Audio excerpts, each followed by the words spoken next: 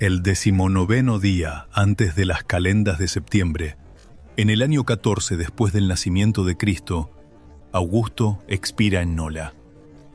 El viejo arquitecto del imperio, agotado por los años de guerra y de paz, se apaga como una antorcha al final de la acera. Alrededor de su lecho, los rostros se inclinan, los médicos murmuran, los allegados contienen la respiración. Luego la noticia se difunde, primero en los pasillos, después en las calles, por fin en todo el imperio. El padre de la paz ha muerto. En Roma, el Senado tiembla y se yergue. Se abren las puertas de los templos, las togas blancas se deslizan sobre el mármol. El nombre de Augusto flota aún en los labios, pero ya otro nombre avanza. Tiberio, hijo adoptivo, elegido en el año 4, tejido en la trama del destino por el acto solemne de la adopción.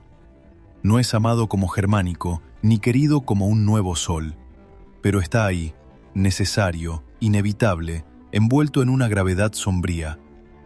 El principado no muere con Augusto, permanece, armazón invisible bajo las ruinas de la República. Los comicios sobreviven, conchas vacías donde la multitud se reúne sin poder real.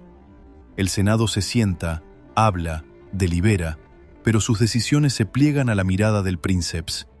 Todo el edificio se sostiene sobre un solo hombre, como un puente sobre un único arco. Alrededor de este puente vela una guardia, la Guardia Pretoriana.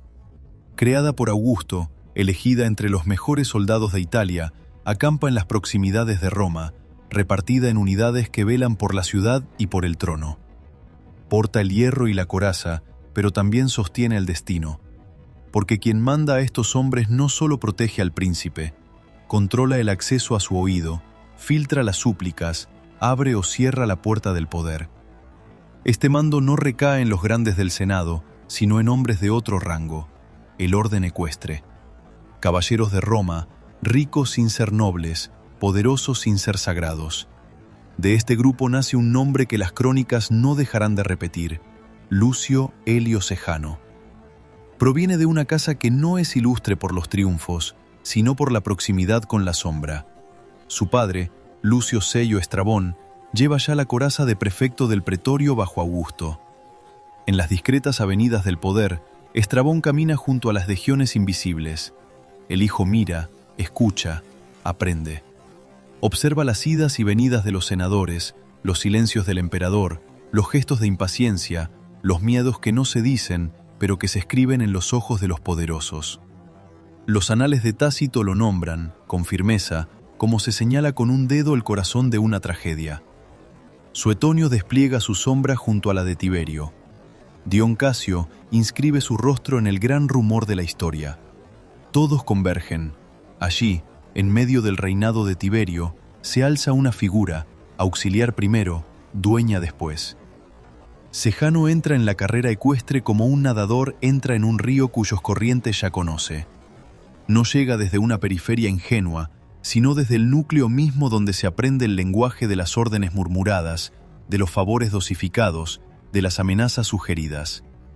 Junto a su padre Estrabón, comparte el mando de la guardia. 2 prefectos para un solo hombre imperial, 2 manos sobre el mismo gladio. Luego sobreviene el deslizamiento, casi silencioso. Estrabón es llamado a otro lugar, lejos de Roma, quizá hacia Egipto, ese granero del imperio cuya llave solo se confía a quienes inspiran una confianza absoluta. Roma conserva al hijo. El padre se aleja, el hijo queda solo al frente de la Guardia Pretoriana. Una generación abandona la escena, la otra avanza hasta el borde del proscenio. Bajo Tiberio y bajo su impulso, las cohortes se reúnen. Se construye, fuera de las antiguas murallas serbianas, un campamento único. Los Castra Praetoria. Se alzan muros en el cielo de Roma, torres, puertas, fosos. El ruido de los martillos resuena como un nuevo juramento. Allí, bajo su mano, se concentra la fuerza más cercana al emperador. Ya no dispersa en las callejuelas, sino apretada tras murallas, lista para desplegarse. Esta concentración lo cambia todo. De ahora en adelante, una sola orden puede poner en marcha una fuerza compacta, disciplinada, armada, que vive, come y duerme bajo el mismo techo de tejas y acero. Y esa orden es él quien la da, prefecto del pretorio, guardián de las puertas, señor de las vigilias nocturnas. Todo acercamiento a Tiberio pasa por sus ojos, sus oídos, sus soldados pagados. Tiberio, lento, desconfiado, reservado, empieza a apoyarse en él. En las causas judiciales, en los asuntos políticos, es la voz de Sejano la que se desliza a su oído.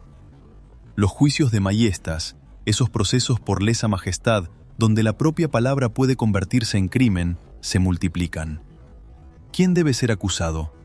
¿Quién debe ser perdonado? ¿Quién, en la asamblea de los senadores, lleva en sí el germen de un posible rival? Sejano sugiere, Tiberio escucha. En el Senado, algunos ya se inclinan hacia él. Senadores ancianos, otros ambiciosos, caballeros ávidos de protección, vienen a ponerse bajo su manto. Sienten la dirección del viento, halagan, ofrecen, se comprometen, se atan. Se forma una nueva corte, no alrededor del trono, sino alrededor de la silla del prefecto. Otros, por el contrario, se endurecen. En la familia imperial, las miradas se vuelven más duras.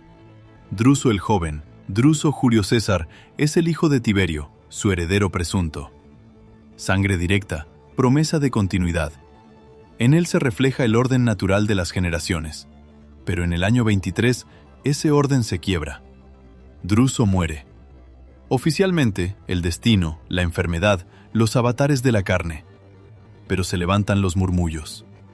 Tácito cuenta, con la gravedad acerada de los vencedores del tiempo, que Livila, esposa de Druso, Claudia Livila y el propio Sejano habrían urdido un crimen. El veneno se habría deslizado en la copa, un gesto furtivo, un sorbo, un futuro emperador que se derrumba. Las acusaciones nacen más tarde, tras la caída del prefecto, cuando las lenguas se desatan y se vengan. Pero el relato, retomado, amplificado, transformado en certeza por las generaciones, encierra a Sejano en una luz negra. Con la muerte de Druso, se abre un vacío junto a Tiberio. Un vacío en su corazón, un vacío en su sucesión. Y en ese vacío avanza, sin un ruido, la sombra del prefecto. Consola, aconseja, se muestra indispensable. Se desliza no solo en el papel de brazo, sino en el de confidente. Más aún, se atreve a un sueño nuevo.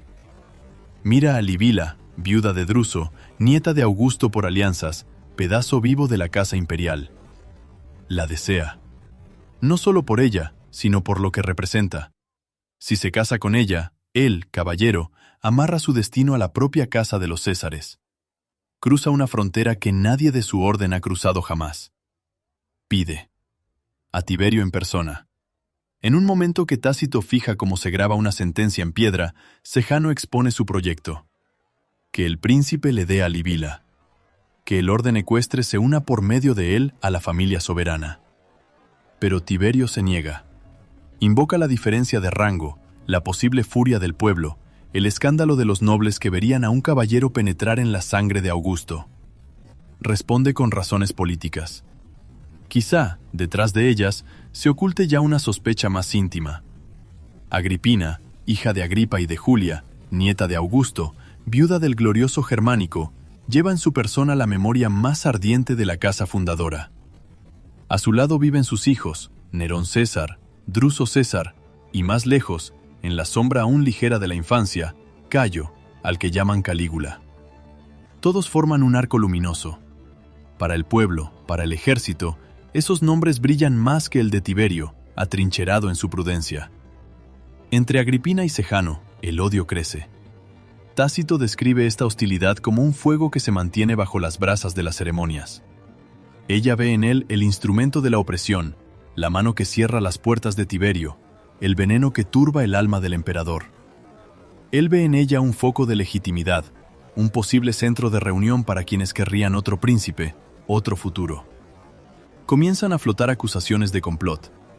El crimen de Maiestas, esa arma flexible, cae como una guadaña sobre los allegados de Agripina. Expedientes reunidos, testimonios arrancados, delatores recompensados. En el año 27, cae el golpe. Agripina la Mayor es desterrada a Pandatería, isla de rocas y vientos donde el imperio gusta de olvidar a quienes molestan. Nerón César es enviado a Ponza. Ambos se consumen allí. El mar, a su alrededor, reemplaza a la multitud de Roma. Sus voces se pierden en el estruendo de las olas. Mueren en cautiverio, lejos de las miradas. Druso César, otro hijo de Agripina, es a su vez encarcelado. Morirá también entre la piedra y la sombra. Así, uno a uno, los herederos directos de la casa de Germánico se desvanecen. A cada desaparición, la posición de Sejano se refuerza, como una marea que gana terreno con cada ola. Mientras estas vidas se quiebran, Tiberio se retira. En el año 26, abandona Roma.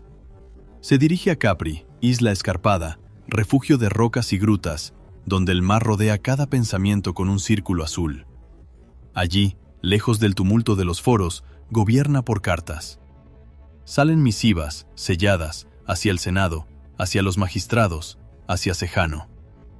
El príncipe ya no se muestra. Su silueta se disuelve, lejana, tras el velo del Golfo. Recibe a los embajadores. Examina a los candidatos a los cargos. Sopesa los ascensos, las destituciones, las acusaciones.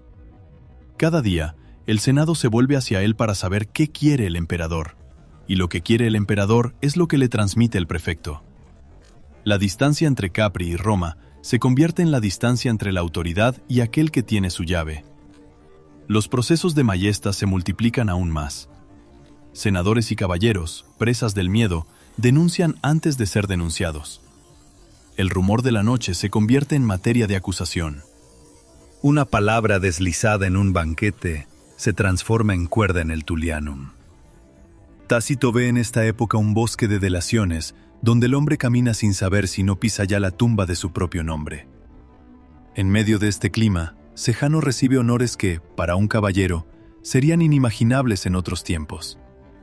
En el año 31, es cónsul sufecto con el propio Tiberio. Por un instante, los fastos graban lado a lado el nombre del príncipe y el del prefecto. El orden ecuestre franquea la frontera sagrada del consulado. Se erigen estatuas en su honor en diversas ciudades. Los cortejos le rinden homenaje. Las adulaciones toman un tono casi religioso. En las conversaciones más secretas, algunos murmuran que aún podría sellarse un matrimonio con la casa imperial. Que, quizá, un día, el nombre de Sejano figuraría no ya como el de un brazo, sino como el de un sucesor. Nada está escrito, nada está proclamado. Pero todo inquieta. Los autores antiguos señalan este desequilibrio. Nunca un prefecto del pretorio ha concentrado tantos poderes militares y políticos. El campamento pretoriano, los procesos, el acceso al príncipe, los honores, todo converge hacia un solo hombre que no es emperador. Roma siente, confusamente, que un hilo se tensa demasiado, que va a romperse. En Capri, Tiberio se repliega más en sus pensamientos. Sus cartas se vuelven más ambiguas. Ante el Senado, aún elogian a veces la lealtad, evocan la fidelidad de quienes lo rodean. Pero entre líneas, algo cambia. Asoman sospechas. Aparecen palabras de doble filo, como esas hojas que brillan sin que se sepa todavía en qué carne entrarán. Se cuenta que Tiberio consulta en secreto a algunos hombres cuyo juicio estima. Marcus Cocceius Nerva, jurista hábil, y Lucius Aelius Lamia, figura cercana al príncipe, escuchan sus interrogaciones. ¿Qué hacer con un favorito que, en su nombre, teje una red tan densa que incluso el emperador podría quedar atrapado en ella? La desconfianza, lenta al principio, se convierte en resolución. Él también caballero. Él también hombre de la sombra. Tiberio lo elige, no para elevarlo a la luz, sino para hacerlo el cuchillo que se mantiene oculto en la manga. Lo nombra a una función ligada a la guardia, preparando así el relevo. Según Tácito y Dion Casio, este nombramiento no es un simple movimiento administrativo, es el primer gesto de la trampa. A partir de ahora, hay dos prefectos posibles en el horizonte de Roma. Uno, Sejano, en la cumbre de los honores. El otro, Macro, aún en la penumbra, pero llevando ya en sí la orden secreta del emperador. Entre ellos, invisible, se dibuja una línea de ruptura. A comienzos del año 31, Roma todavía no sabe que esa línea pronto se tensará hasta romperse en un estrépito que sacudirá todo el Principado. Las estatuas de Sejano brillan todavía al sol. Sus partidarios se agolpan ante su puerta. Sus enemigos callan, ahogando su miedo y su rencor. La guardia pretoriana vela, fiel a aquel que la comanda. En Capri, Tiberio escribe: pesa cada palabra. Prepara una carta cuya lectura oirá la ciudad entera. Una carta que comienza en la ambigüedad, se desliza hacia la sospecha y termina como un veredicto. Macro, silencioso, se mantiene listo para marchar sobre Roma. En el Senado, algunos hombres, Memmius Regulus y Gaius Graecinus Laco, reciben fragmentos de la verdad. Se les advierte de que la confianza imperial ha cambiado de campo. Esperan, fingen ignorancia. El resto de la asamblea, por su parte, avanza hacia el día fatal sin saberlo. El imperio contiene la respiración. Un hombre cree tener el mundo en su mano. Otro, en una isla batida por el viento, cierra los dedos sobre el hilo invisible que aún lo une a Roma.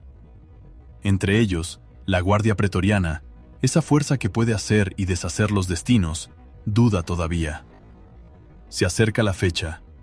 El 18 de octubre del año 31 se levanta en el horizonte. El sol de Apolo, sin saberlo, va a iluminar la más brutal metamorfosis de fortuna que haya visto el reinado de Tiberio. Un hombre entrará ese día en la Curia Julia como cónsul, revestido de honores, seguido por numerosos clientes. Saldrá de ella sin título, sin escolta, sin aliento.